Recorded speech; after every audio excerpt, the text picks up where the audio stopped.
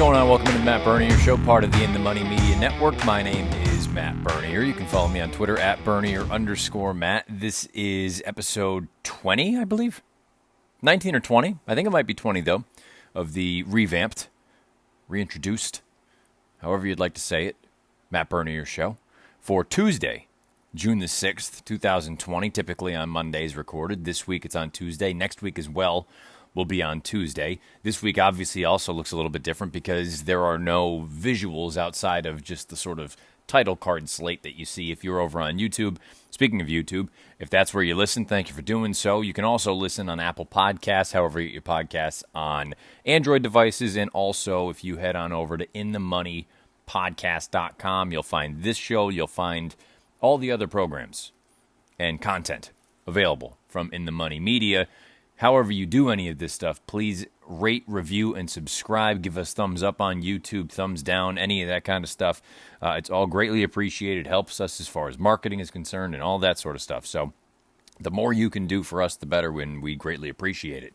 Again, no visuals this week. In the midst of some bizarre things. Found out that there was a house that I could possibly see with my wife to try to buy. Unfortunately, we get up here. Now it's not available. We're in Maine. I live in Massachusetts. I'm not schlepping all my stuff back and forth. So we're going to go audio only this week. Hopefully this is, let's just call it a blip on the radar, and this is not what it'll look like next Tuesday. Theoretically, I'll be back home, so we'll be able to take care of that sort of thing. But just to kind of give you the rationale and the reasoning why things are going to look and sound a little bit different. I'm recording on my phone as opposed to, using my mic and all my other stuff. So bear with me for this week. I don't think it sounds bad. I did a little bit of a test earlier on, but it's certainly not what I'm used to and what anybody that listens is accustomed to. So bear with me for this week anyway. Also, again, just simply because of timing and some weirdness, this is going to be a very different show. There will be no updated pick history from this past week. Spoiler alert, not great. I will update the $100 challenge, and I'm going to say the now defunct $100 challenge. I'll get into that more in a bit. I'm going to take a look at some of the potential, let's say, probable fields for some of the races coming up this coming Saturday at Belmont Park. Happens to be Belmont Stakes Day. We'll touch on that a little bit. Also go over some of the other races, the other Grade 1 action. And also a little bit of a, let's call it a new segment. I'm going to call it In the Money or Off the Board. Now, not just because it's a bit of a, I don't want to say a play on words, but a sort of, pun intended piece with In the Money Media and In the Money. But the idea is, I listen to, one of my favorite podcasts is the No Laying Up podcast. If you're a fan of golf, or if you're just interested in finding other sort of sports media, I think all the folks involved with that podcast do a great job. And they actually, earlier this week, introduced sort of, I guess, a similar sort of idea. And I thought about it, and I said, you know what, that's not a terrible thing for me to try. So we're going to call it In the Money and Off the Board. Obviously, In the Money is good, Off the Board not so good. Sometimes it'll be horses, sometimes it'll be incidents or things that may or may not happen, whatever it may be. We're going to give that a go, and then I want to hear from all of you beneath the video player on YouTube. Not only that's your standard place to be leaving questions and comments and things like that. I keep harping on it. I like the idea that it's turned into a bit of a soundboard, a bit of a forum for everybody to just kind of spitball and go back and forth about ideas and thoughts and handicapping and picks and all that jargon. But also, for something like this, it gives me something the following week. And I know I'm skipping over Q&A this week. I apologize. It'll be back next week in full force, it's probably my favorite part of the entire pod. But this week, again, things are just a little bit sideways. So I like the idea of, I want to hear who you all believe from the week prior, who finished in the money and who was off the board. And let's not try to get too nasty about anything or anyone or anything, things that go on. But just, we can be realistic about it and say, not so good, or we can say beautiful, great potential, great performance, yada, yada, yada. So let's start off with the updated $100 challenge situation. I'm going to call it now defunct. Technically, I believe there are $4 left as far as the bank is concerned. Had one winner in the midst of last week, gave us a little bit of life, and then it just sort of fizzled out. And I'm pulling the plug right now on this iteration, this version of it, for a couple of reasons. First and foremost, because I've to be honest, it's just kind of getting in my head a little bit, and I don't know that I want to spend more energy and give it more headspace than it deserves at this point. It was supposed to be something that was a fun piece, and it still is. I think it's a fun idea. It's just I'm in my own head right now, and I don't feel like recharging and reloading and trying to attack it again at this point. So I'm going to say it was an unmitigated disaster and failure for me, but at the same time, it just goes to show that, by no means am I the best handicapper or gambler you're ever going to find, but I've had some success, and this was just a failure top to bottom. So for now, it's going to be on the back burner. I would encourage anyone that was playing along or doing your piece, not only to continue it, but keep things updated. I want to know. I want to hear how everything is going. I want to see in the comments beneath the video player on YouTube how people are faring. And I love that there have been more and more people that have started to do it on Twitter and using the hashtag. And it started in the best possible scenario as far as the intentions, and just unfortunately, as far as I'm concerned, the execution has been lacking something pretty severe. So the $100 challenge is now done. I'm not saying I won't pursue it again at some other time, but for right now, it is RIP. We're going to punt on it for the time being. As far as other pieces are concerned, horse racing coming up this weekend, this Saturday. I'm not going to look at anything other than the few races that the New York Racing Association has released as far as probables are concerned for the Belmont Stakes day of racing. Knowing that this schedule is a little bit different from what we've become accustomed to over the past handful of years, where you've had basically Grade 1 racing from start to finish. It's still going to be a giant day, but you don't have the Met Mile. You don't have the Manhattan, I don't believe. No, that's not listed. So there are only going to be 6 graded races. And I say only 6. I mean, it's still a fantastic day. And I'm not going to do a deep dive here. If you're looking for a little bit more spitballing analysis for the Belmont Stakes later on this evening once I'm back home, I'll be recording a video for racingpicks.com along with Andrew Champagne. We'll just chop up the Belmont Stakes briefly, again, recognizing the post positions and the morning line odds will not come into circulation until Wednesday afternoon. Again, this is being recorded on Tuesday. So it's, again, just kind of spitballing about what we believe things are going to look like. If you're looking for that, again, that'll be on racingpicks.com. But as far as today is concerned, I figured let's just go through some of the names and identify interesting horses or horses that I'm intrigued by, or horses that I look at and go, you know what, doesn't really do anything for me. They can win, certainly, but doesn't necessarily have to happen with my money. So the 6 graded stakes that are scheduled to be run on Saturday are the Grade 1 Belmont Stakes, the Grade 1 Acorn, the Grade 1 Jaipur, the Grade 1 Woody Stevens, the Grade 2 Pennine Ridge, and the Grade 3 Wonder Again. I will be upfront with you, not going to speak a heck of a lot about the Pennine Ridge or the Wonder Again, simply because they're names that are listed that I am much less familiar with than some of the other names, and I would rather not just talk in generalizations about specific horses. I need to do a little bit more homework, and I'm not prepared to do that right now. So I'm going to just kind of breeze over those 2 races and say, let's take a look at the 4 Grade 1s, where there are some names that everybody and their brother are familiar with, and which is interesting enough because 3 of the races are for 3-year-olds. But anyway, let's start off with the big one, the Grade 1 Belmont. Again, it's the Belmont in name only, in my opinion. It's at 1 1/8. It's a 1-turn 1 1/8 as opposed to the standard 2-turn 1.5 miles Test of the Champion. 'Tis the law. If all goes as planned, he's going to be an enormous favorite. I would imagine he probably goes off somewhere around. When you look at some of the names, I'll just rattle off the names and the trainers. Basin for Steve Asmussen, Dr. Post for Todd Pletcher, Farmington Road for Todd Pletcher, Max Player for Linda Rice, Modernist for Belmont, Sola Volante for Pat Biancone, Tap It to Win for Mark Cassie, possibly Pneumatic for Steve Asmussen.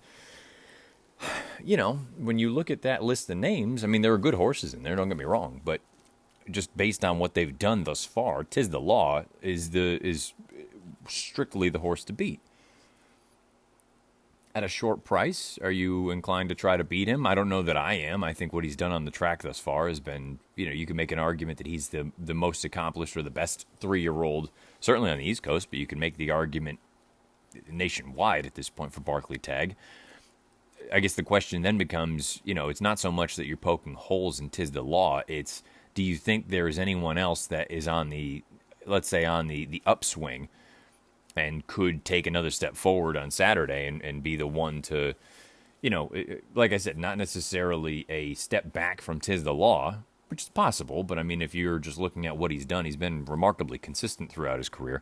You're more likely to be looking at a horse who you think could potentially take another step forward and upset him on Saturday. I suppose, a horse like Tap It to Win makes some sense. I like that Mark Cassie is very, very confident in wheeling him back, and this is something that Cassie's done in the past with success. I mean, you just think back to last year up at Saratoga with Got Stormy. She won that, I believe it was the De La Rose, which is a restricted race for fillies and mares, and they wheel her back in a week, and she wins the 4-star Dave. So I believe he was even quoted saying something along the lines of, and I'm paraphrasing, run them when they're good. No sense in sitting on a horse that's kicking the stall down. If you got another race that they can fit in, go for it. So the quick turnaround doesn't really bother me for Tap It to Win. Taking on a better field than he did that day in that N1X, but to be honest, that was a pretty darn good field. I think there's some talented runners in there, so we'll see what he can do. Put it this way, too, when I think of just the way that this race, the configuration of it, the 1-turn mile and an eighth, I don't believe they would be doing this if the race was still at 1.5 miles. And I think you can say that for some of these other horses as well. I'd be stunned if a horse like Max Player were running in this race at 1.5 miles as opposed to the 1 1/8 miles.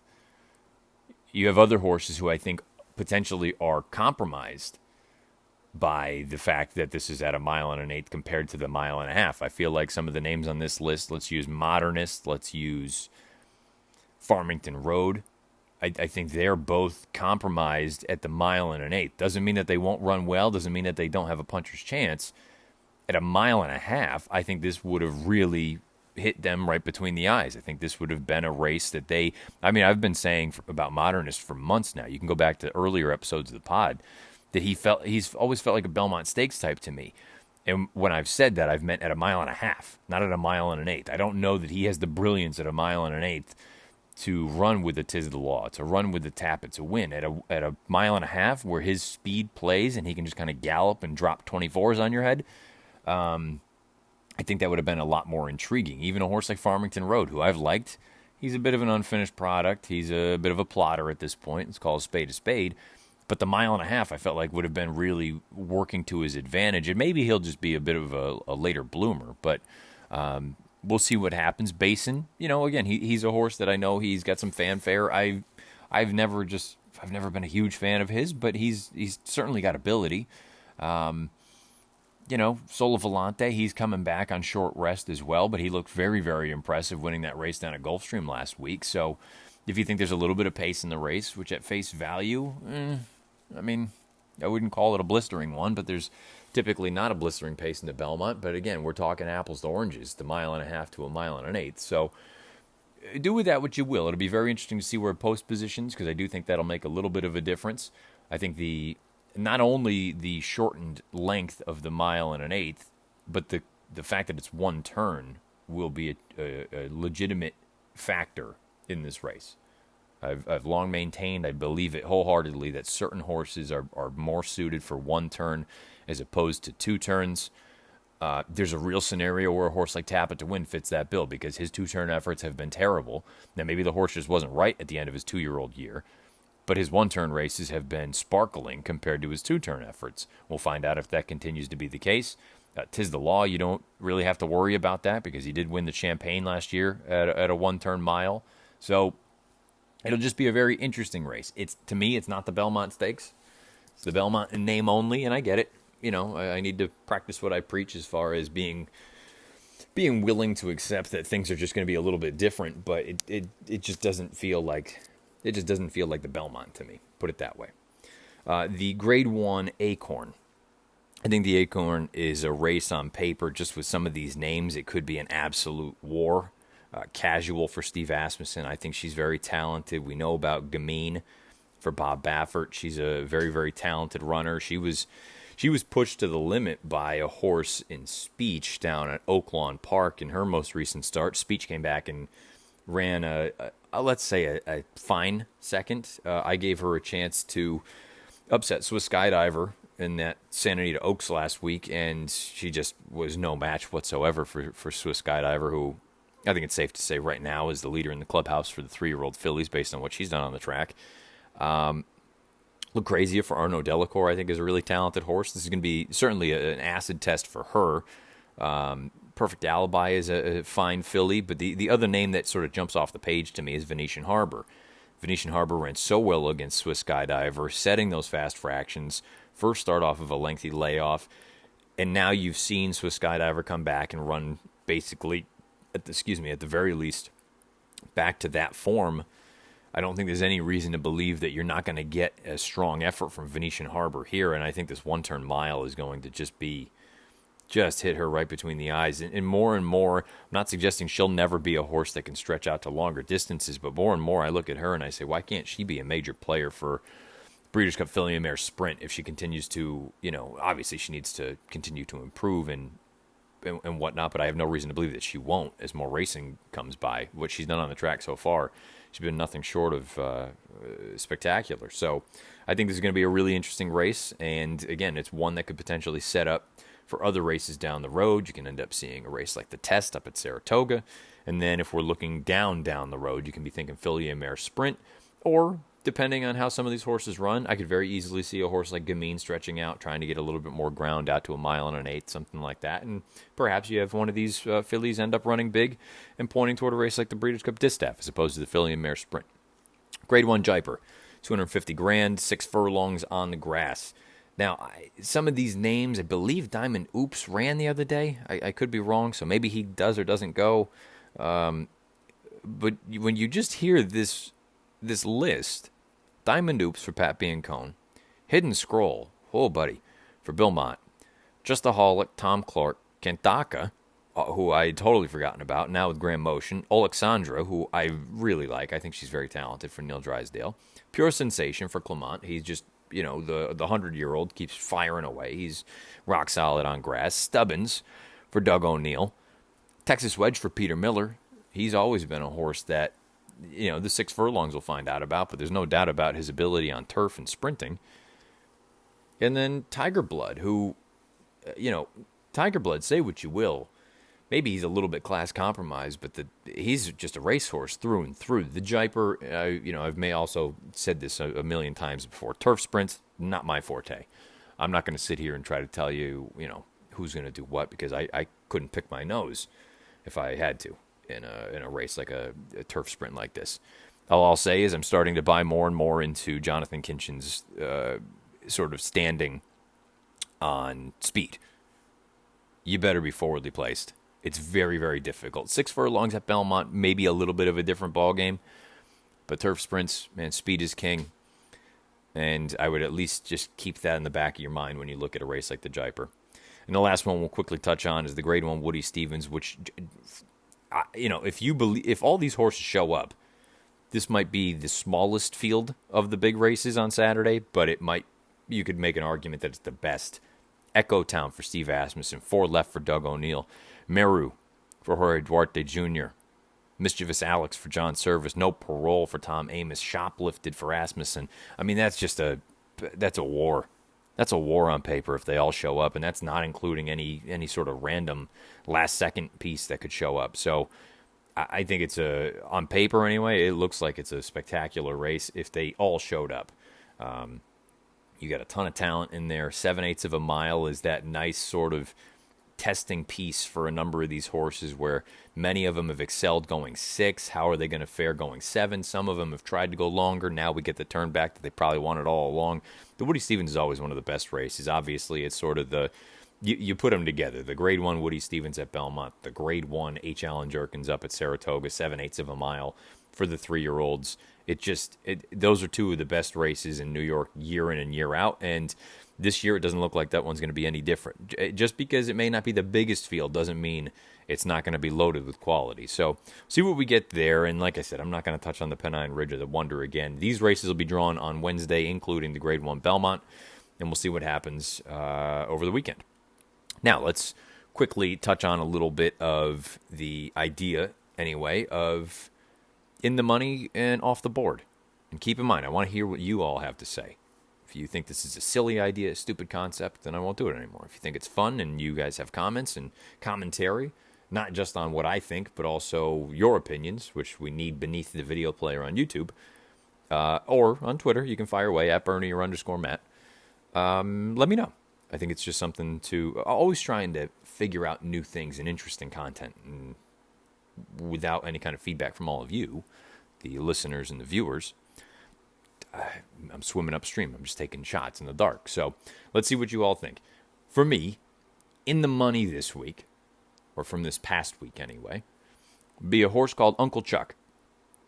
Now, Uncle Chuck is a first-time starter, a 3-year-old son of Uncle Mo. He is trained by a guy named Baffert. You may have heard of him, Bob Baffert. The pedigree is quite nice. Uncle Chuck is a sibling to a horse that I always loved.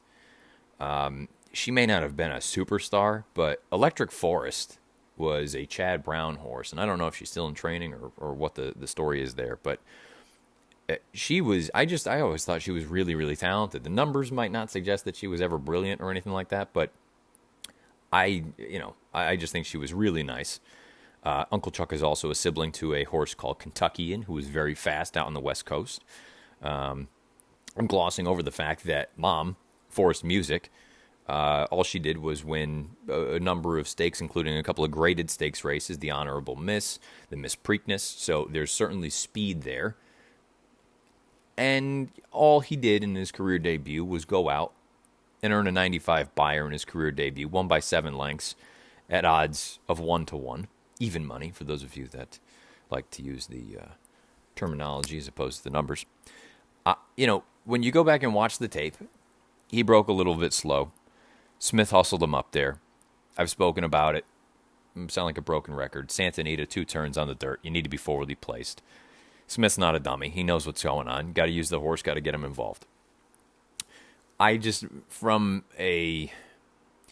He's one of the interesting kind of case studies for me. When you take a look at a horse, I always talk about looking at things and wanting to see them do them professionally. Uncle Chuck was far from the most professional horse you've ever seen on the track. But to me, that's an exciting prospect because despite his lack of professionalism, and when I say that, I don't mean he was out there like a dope, but you could see that his ears were up. He's kind of looking around. When he hit the top of the lane, he did level off nicely, and then all of a sudden, for the final 1/8 of a mile, he's on his left lead. I think that had more to do with him just being a big baby and not knowing what's going on out there.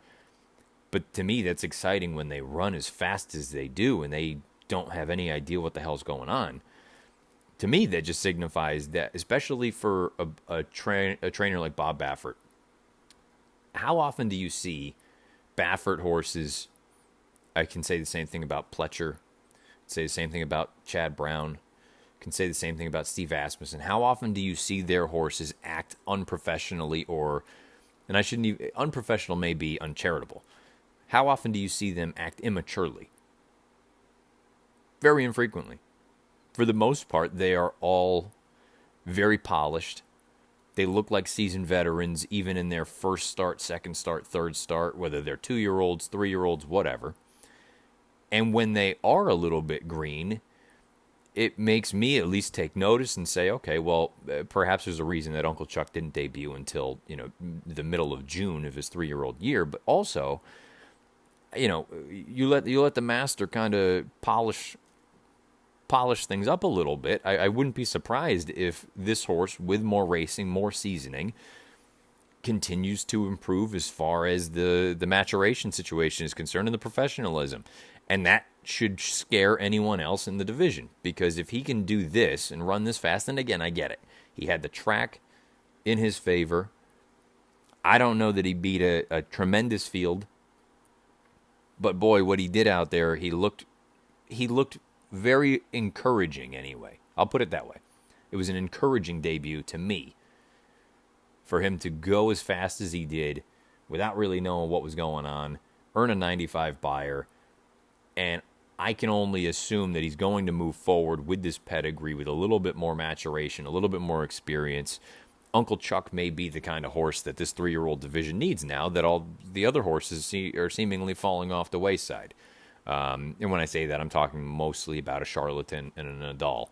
You've still got Tiz the Law, you've still got Honor AP, you've still got Authentic, but there's an opportunity for some unknown 3-year-old at this point to jump up with this sort of amended and changed schedule for this year.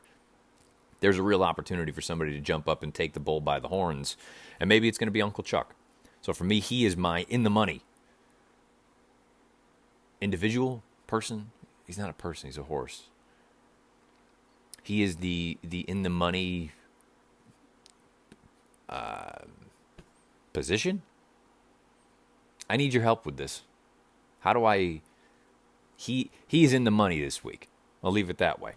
Yeah, he's in the money. Uncle Chuck was in the money this week.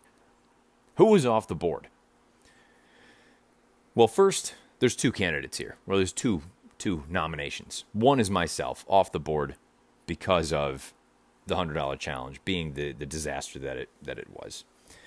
Like I said, I'm not going to totally give up on it, but for this round, it's done.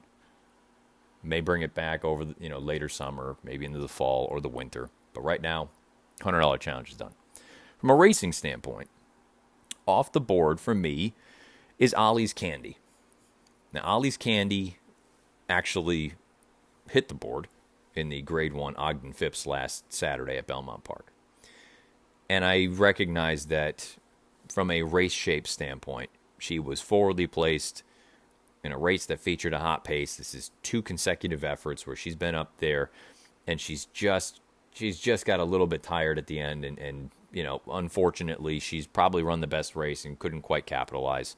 The Ogden Phipps is won by She's a Julie at 13 or 14 to 1. Point of Honor rallies from well off of it. Why am I saying Ollie's Candy's off the board after another strong effort, all things considered? Because there's a part of me, and I love Ollie's Candy. I've spoken about it for those of you that followed along when I was at the Racing Forum back, a few years ago. I loved her when she came onto the scene. I loved her when she was being shipped down to Southern California and she was running, and she won the Summertime Oaks. I loved her in the San Clemente. She couldn't quite get there. She came right back in the Del Mar Oaks, just got pipped by a neck by a nice horse in Fatal Beret. And I'm as big a fan of hers as you're going to find. But I'm also realistic about what she is. And there's a part of me that looks at it and says, on dirt, are you just a notch below? I feel like, regardless of the pace situation, the horses that I would look at and say, Breeders' Cup Distaff, you are a true player. You win that race. You win that Ogden Phipps. The Apple Blossom, I'll give you the benefit of the doubt. You had a very, very sharp horse in CC show up and get all the money. But in the Ogden Phipps, She's a Julie is a nice horse. Say what you will. Yeah, she had been off form for a while. But on her best day, she could fire a big shot. So it's not a stunner to me that she showed up with her best effort. But between her and Point of Honor, coming from a little bit off of it, and I recognize they had the flow in their favor. They had the race shape in their favor. Ollie's Candy's supposed to win. She's supposed to win against that group. That was a I'm going to say a grade 1.5. probably closer to a grade 2 field, running for a grade 1 prize. And I think she should have won. And I'm at the point now, and maybe I'll look back and be kicking myself, or maybe I'll just end up completely, zigging when I was zagging here and picking her in some other big race that she shows up in. But to me, the Apple Blossom, I'll give you the benefit of the doubt. The Ogden Phipps, that's a tough one for me to sit there and say, yes, you had to work hard. I recognize that. But you're supposed to beat those horses. You're supposed to beat those horses. Let me know if you agree or disagree. Oh, and by the way, I think she should go back to grass. Give me a chance to see her. I'm trying to think of a good position for her as far as the fillies and mares go. I don't want her any longer than a mile and a 16th. A mile and an eighth, I think she starts getting a little bit weary. If you use her speed or her tactical ability at a flat mile, I don't know how many flat miles there are for fillies and mares for the next while. I know the Just a Game at some point is going to be run. It seems like it might be a little bit of a quick turn back. I feel like a flat mile for her on grass with that tactical ability, if she has any kind of finish, recognizing that she's not going to need to go as fast as she has in some of these dirt races in the past 2 starts anyway. If you can have her forward and just take your chances. I mean, she's run big races on grass. I know she's 0 for 4, but she's run second 3 times.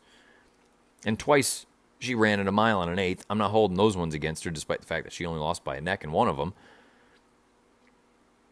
I would like to get another opportunity with her on turf. That's all. She's fully capable on dirt. I think she should have won last week. Just my opinion. Let me know. To me, Ollie's Candy, off the board. Who was your in the money and off the board nominee for this past week? Let me know in the comments beneath the video player on YouTube or on Twitter at Bernier_Matt. 32 minutes.